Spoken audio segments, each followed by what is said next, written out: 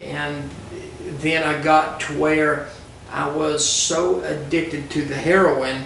Now I'm on heroin and I'm on crack cocaine, and I'm doing about $500 per day in drugs, and I had to have those drugs at any cost, so I began to steal and I began to take, and I just am living a life with it just me and the devil hanging out now, and he is steady destroying my life. He is steady wiping me off of the face of the planet, and he is just destroying me, and I could not stop him. I was at a place where I just previously said this, but I was institutionalized in a mental institution in North Carolina the first time when I was about 17 years old or so. I was in my first mental institution. My second time in a mental institution, I was incarcerated admitted rather, in Charleston, South Carolina, in a mental institution there because nobody could do anything with me. These demons were manifesting in addictions and anger and violence and suicide and suicidal thoughts and all of these types of things. And then I was incarcerated into a place called Broughton, North Carolina, which is the largest mental institution in North Carolina, and they would give me about 20 pills a day, a couple of times a day, and I would eat these pills, and they would calm me down, and the whole time I'm just wanting out to do drugs. So I was there, and then I ended up getting out of the mental institution, still a drug addict, still bound, still everything that I was when I went in, and I went back to my old habits of stealing and doing drugs. And now I'm probably at this time about 25 years old. I'm 25 years old, and my life is past chaotic. It's past chaotic. I'm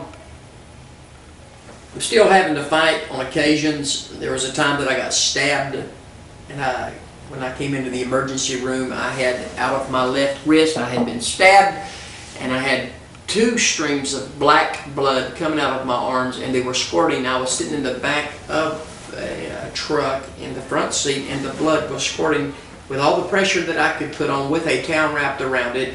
There was 2 streams of black blood, the size of, almost the size of pencils, were squirting and hitting the windshield, as my heart would beat, and it would hit the windshield. And I watched my blood come out and cover the windshield and cover the dash and cover the seats and cover me. And when I went into the emergency room, I was blacking out, and I remember them screaming, "Somebody has been shot," and that's what I remember. When I went out, I woke up and they had me stabilized. I got stabbed there, and then I was on a drug binge shortly after that, and I'm smoking crack, and I was in the projects buying some crack. I was by myself. I'd been on the high for 3 to 4 days at this time. I was sitting in a parking lot, and 2 young black men came up to me that I was going to buy the drugs from. One of them said, "Hold on, let me go inside here and get this for you." And he came back out with a gun, and he took the gun and he put it right to me. He said, "Now give me the money." And I said, "All right, I'll give you the money." Now, what this young man did not know is that I had $4,000 cash inside of a console here. I had $4,000 cash where I'd just done some roofing jobs, stole the people's money, and did not finish the job. And I had taken that money and put it in a console, and I was buying $100 worth of crack cocaine.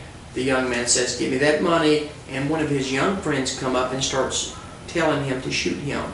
He says, "Shoot him, shoot him, shoot him, do it, do it, do it," and as if I was some kind of dog that had been hit by a car. He said, "Shoot him," with no conscience, and the man cocked the gun. He pointed it right at me, and I believe at that time the angel of the Lord took that gun and pushed it down, and the man pulled the trigger and shot me right through my leg.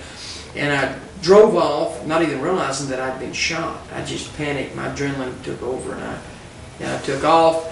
And blood, I noticed that I'd been shot when I noticed that I was sitting in a puddle of blood. And at that time I went to the hospital again, got that taken care of. And my life is that I am, at this time, a perpetual thief. That's what I am. I would meet up with someone, I would befriend them to get drugs. I was a thug of thugs and a thief of thieves. I was in the grasp of Satan, and I was showing his nature to everybody and anybody that came in contact with me. My family wanted nothing to do with me. No relationships were accepted. And none of this was, no one could handle it. I could not even handle myself. And I was so low at this point. I was just going to, this went on for, I was 25, 26 years old, and I just went on the run. I went on the run from the cops. I'd been stealing checks and writing checks on other people's accounts. They were going to charge me with forging and uttering checks and felonies after felonies after felonies, and I have warrants for my arrest, and I am knowing that I am in a lot of trouble when they catch me, because I have at this point committed enough crimes over the last couple of years and been running from the cops that I knew that they could give me life in prison. I would get life in prison, and I knew this. So here I am, bipolar, demon-possessed, addicted to crack cocaine. I am from the heroin. I had to have that heroin, and I wasn't shooting the heroin as much as I was smoking the crack. The crack drives a person crazy when they smoke it, but the heroin makes you relax. But once you come off of the heroin, you've got to have more, or you'll literally die, because the body cannot quit doing the heroin. So I picked up myself a habit of pills, of pain pills, and I started off, because that, what it did is, if you would understand this, those pills, when that spirit moves into the body, when that hits the muscles, it brings a relaxation to the person. So the opium just relaxed me. And it gave me a few minutes of peace, is what it did, from the mania and the hurricane that my life was consisted of. It was just me and the devil, but on the inside of me there was a man that said, hold on, you're fine. And I would just pray at night and ask God to forgive me for stealing from people, and I would just cry to God and say, Lord, help me, deliver me. I remember one time I just got done shooting freebase cocaine into my arms, and I was laying on the floor in my parents' house and blood running down my arms where I'd been shooting that dope into my arms, and I was crying out to God with tears pouring down my face, and I was crying out to God and asking Him, God, please deliver me. God, help me. I don't want to do this anymore, God, but I cannot stop. Help me. And I went through this for years like this, screaming out and crying out for help from the Lord. But the Lord knew that if He set me free then, I would go back the next day and do it again, because deliverance is a choice.